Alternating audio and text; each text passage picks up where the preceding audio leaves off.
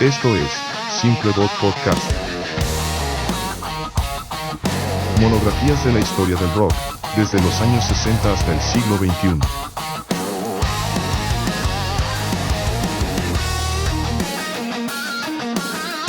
Conducido por Marisa Simpson y Juan Pleite. ¡Hola! Hoy nos vamos a meter de lleno a explorar un fenómeno musical que, bueno, no solo definió el sonido de una década completa, No, claro. sino que dejó una huella cultural súper importante, el New Wave. Así es. Tenemos aquí un montón de material interesante, que analiza de dónde salió, cómo sonaba, las historias de las bandas clave y, pues, cómo fue cambiando todo. Exacto. La idea es desentrañar juntos cómo empezó este movimiento, quiénes fueron los meros meros, qué lo hizo sonar tan particular, ¿no? Sí, tan reconocible. Y bueno, cuál fue su historia desde el inicio hasta que se transformó. Ok, vamos a darle. Venga.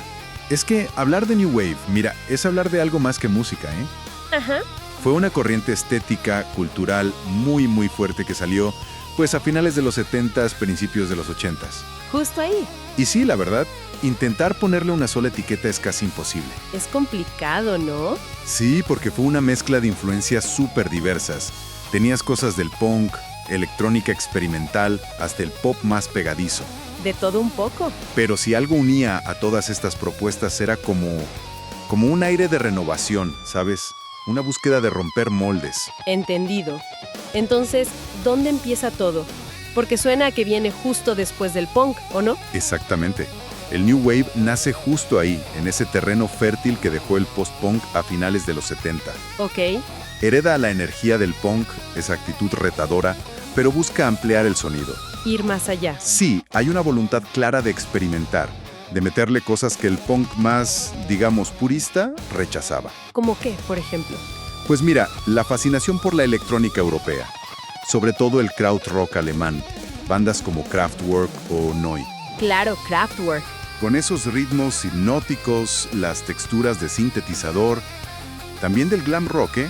Ah, cierto. La teatralidad de Bowie, Roxy Music, y las ideas de productores visionarios como Brian Eno que estaban empujando los límites en el estudio. Y esa ampliación del sonido nos lleva directo a lo más característico, los sintetizadores.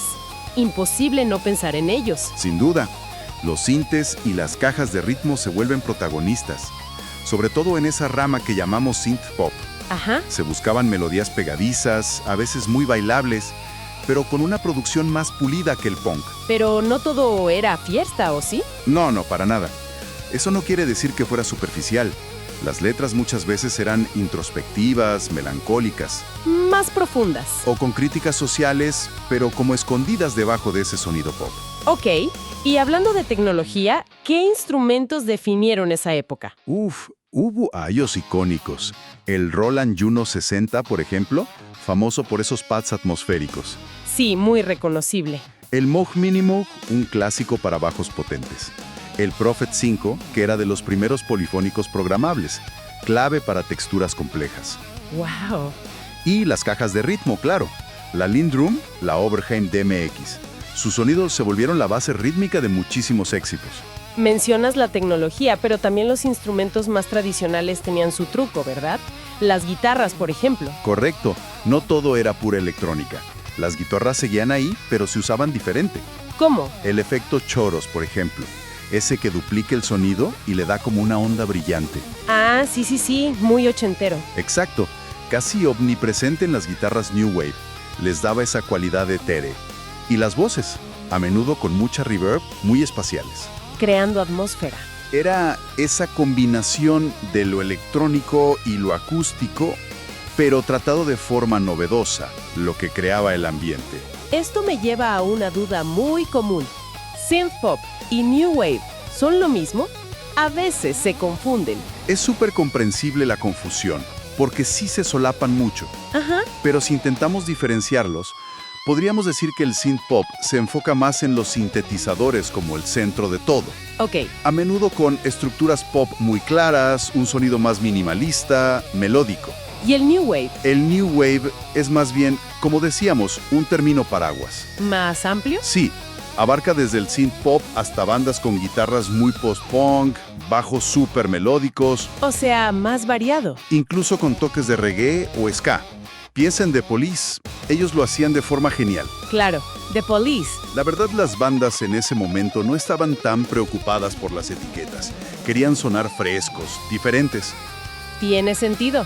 Y para entender esa diversidad, pues hay que hablar de algunas bandas clave, ¿no? Empecemos por unos que sí que experimentaron. Talking Heads. Uf, perfectos para empezar. Talking Heads salen de la escena de Nueva York a mediados de los 70. ¿Del CBGB y todo eso? Exacto. Varios venían de escuelas de arte y eso se notó mucho en su enfoque. Muy conceptual, muy visual. David Byrne, Chris Frantz, Tina Weymouth, luego Jerry Harrison. Crearon algo único. Su paso por el CBGB fue clave entonces. Sí, codearse con los Ramones, Patti Smith, pero lo que los disparó fue su apertura a influencias súper diversas y esas ganas de experimentar. Y ahí es donde entra Brian Eno, ¿no? Parece que fue un momento decisivo. Totalmente. La trilogía de álbumes que produjo o coprodujo Eno. More Songs About Buildings and Food, Fear of Music, Remaining Light. Clásicos. Son fundamentales. Exploraron el funk, metieron polirritmos africanos de una forma súper innovadora para una banda de rock occidental. ¡Wow! Jugaron con texturas electrónicas. Ahí es donde la cosa se puso realmente interesante, ¿sabes? Rompieron esquemas. Sí, rompieron las estructuras de la canción pop rock tradicional. Y bueno, no podemos olvidar Stop Making Sense. Peliculón. Esa película concierto es una obra maestra, visual y musical. Captura su energía en vivo de forma espectacular. Se separaron en el 91, pero su legado es enorme. Abrieron puertas que siguen abiertas hoy. Si nos vamos al Reino Unido, encontramos otro pilar, sobre todo en lo electrónico. Orchestral Maneuvers in the Dark, OMD. OMB, Andy McCloskey y Paul Humphries, pioneros de ese formato de dúo de sintetizadores que se puso tan de moda. Totalmente. Y se notaba un montón su admiración por Kraftwerk, pero le daban un toque más melódico, más emocional, ¿no? Sí, le dieron su propio giro. La anécdota del nombre es buenísima. Maniobras orquestales en la oscuridad suena súper pretencioso.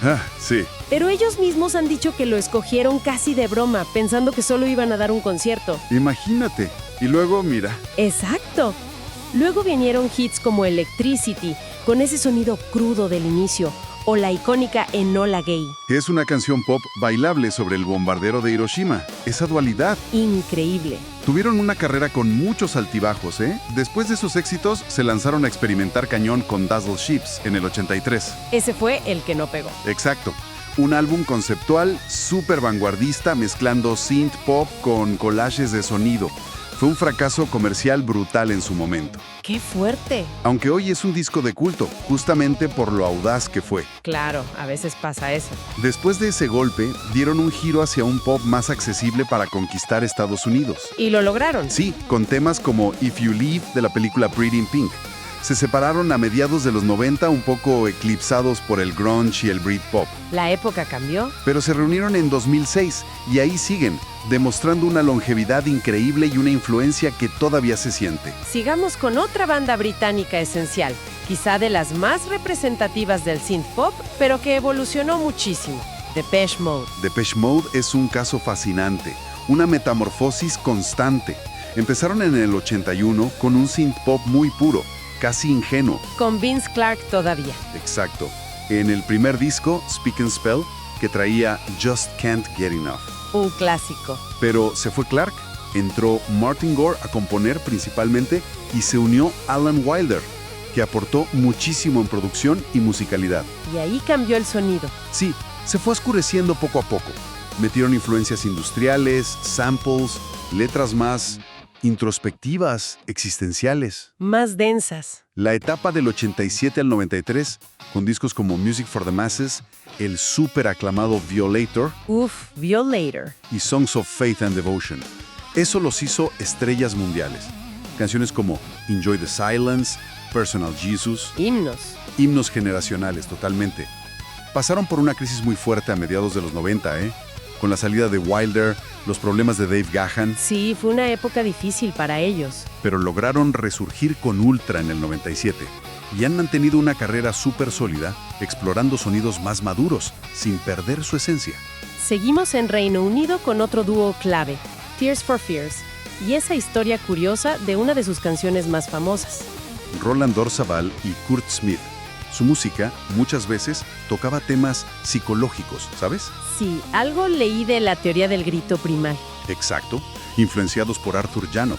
Exploraban traumas infantiles, la búsqueda de identidad. Intenso.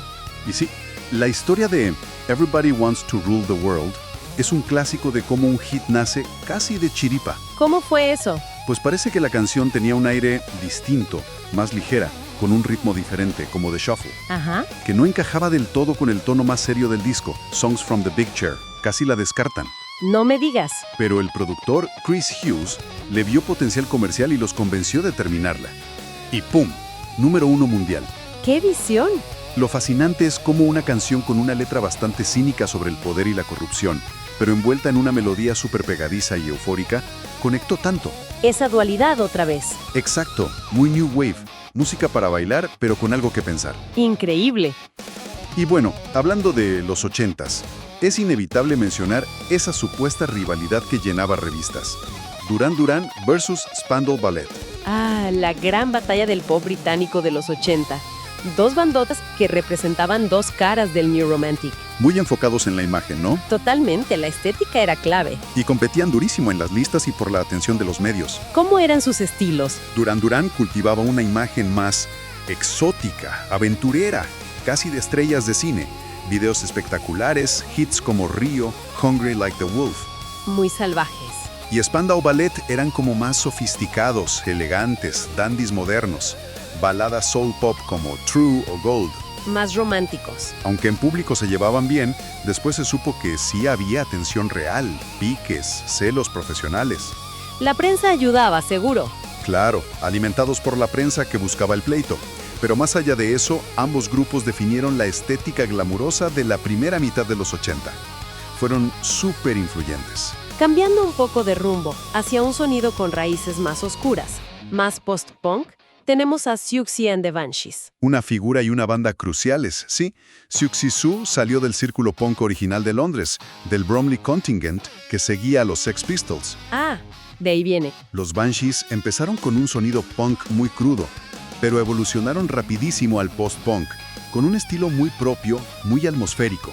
Y se les considera pioneros del gótico, ¿no? ¿Sí? Son íconos de la escena gótica, aunque ellos, igual que The Cure o Bauhaus, nunca buscaron esa etiqueta activamente. No era su intención. Pero su influencia es innegable, tanto en el sonido, esas guitarras con flanger, delay, los bajos melódicos, la voz de Siouxsie, Tan característica. como en la estética, el maquillaje, la ropa. Álbumes como Who You, con temas como Spellbound, son pilares del rock gótico. Demuestran la amplitud del New Wave. Exacto, demuestran que cabía de todo bajo ese paraguas. Es impresionante la variedad que acabamos de ver con solo unos pocos ejemplos. Y la lista podría seguir y seguir. Uf, sí. The Cure, claro, con esa evolución del post-punk al pop melancólico. Blondie, mezclando punk, disco, reggae. Blondie era genial en eso. The Police, con esa fusión única de rock, jazz, reggae. New Order, naciendo de Joy Division para abrazar la electrónica. Un cambio radical y exitoso. Eurythmics, con la voz de Annie Lennox y la producción de Dave Stewart. Pet Shop Boys, llevando el synth pop a otro nivel de sofisticación. Letras muy inteligentes. A Flock of Seagulls, con esos peinados. Y las guitarras procesadas. The Cars, mezclando rock clásico con sintes pegadizos. Cada uno aportó lo suyo. Exacto, y esa diversidad es una de las grandes riquezas del New Wave. No fue un movimiento de un solo sonido, sino un ecosistema vibrante con propuestas muy distintas. Unidas por esas ganas de explorar. Ese deseo de buscar nuevos territorios sonoros y estéticos. Y entonces, ¿cómo termina el ciclo? ¿Cómo se apaga o se transforma el New Wave? ¿Qué marca el final de su época dorada? Bueno, no hay una fecha exacta, claro. El New Wave dominó gran parte de los 80s. Sí, fue la banda sonora de la década. Pero a principios de los 90, el panorama cambió bastante fuerte. La llegada del grunge desde Seattle. Nirvana y compañía. Exacto. Con ese sonido más crudo, la estética anti-glamour, eso capturó la atención de todos.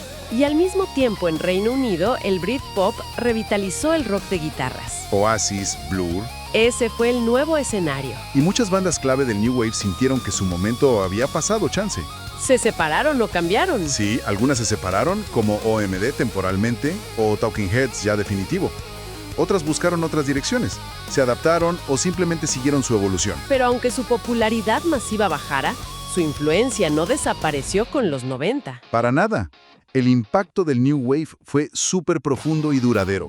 Sus ideas sonoras, el uso de sintes, las cajas de ritmos, las estructuras, hasta la estética. Siguieron presentes. Sí, siguieron resonando. Puedes encontrar su ADN en géneros que vinieron después, como el electroclash de los 2000 o el synthwave más reciente, que juega directo con la nostalgia ochentera. Cierto. Y lo más importante, un montón de artistas de ahora, desde gigantes como The Weeknd hasta bandas alternativas como Churches, Future Islands, The Killers. Mencionan al New Wave como influencia. Totalmente, como influencia fundamental. Y más allá de la música, para toda una generación que creció en los 80s, el New Wave fue vital. Una forma de identidad. Sí, una forma de encontrar identidad, de expresar emociones en una época de muchos cambios. Su legado sigue vivo en la música y en la memoria colectiva. Sí, la verdad. Esperamos que esta exploración del New Wave, desde cómo empezó hasta su legado, haya sido interesante. Muchas gracias por acompañarnos en este análisis a fondo. Un placer, como siempre. Hasta la próxima. Gracias por escucharnos. Nos oímos en la siguiente transmisión. Y no lo olviden, recomiéndenos. Somos Simple Bot Podcast.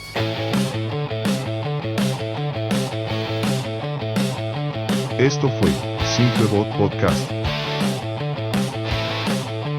Monografías de la historia del rock, desde los años 60 hasta el siglo XXI.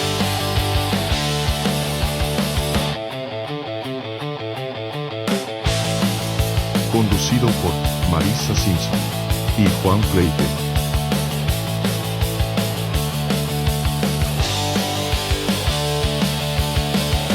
Gracias.